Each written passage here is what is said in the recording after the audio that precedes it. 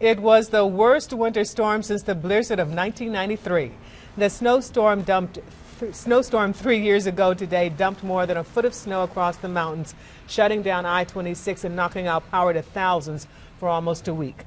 For many of us who were stranded, and I was one of them, it was an unforgettable day. Yeah, so was Karen Wind. She talked with some people who were in the thick of the storm, like her and like Darcel, and I'm sure there were some lessons learned, Karen. Talked with say they learned a lot from that 2009 storm, and they're ready for any snow that may come our way this winter.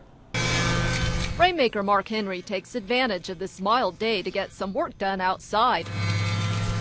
But 3 years ago, this Weaverville area homeowner was dealing with heavy snow and a lengthy power outage. We're close to a week because of the icing up of the power lines and stuff. Henry says it was most difficult at night trying to stay warm with only a propane tank and a camp burner, not knowing when power would be restored. So we really never got it above 50 in the house, or in our room, because we just closed our room off.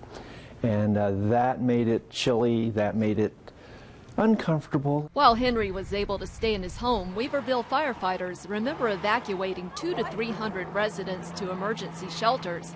Many of them were elderly. Some of them was on oxygen, so without power they couldn't have oxygen with oxygen machines, and so this was big concerns for us. And DOT workers covering Madison County say most of the area had at least 10 inches of snow on the ground within 24 hours. Probably into the second day when we just realized how many trees were down. We couldn't even get the snow off the roads because the trees were having to send in people with chainsaws to follow trucks and motor graders just to saw the trees up.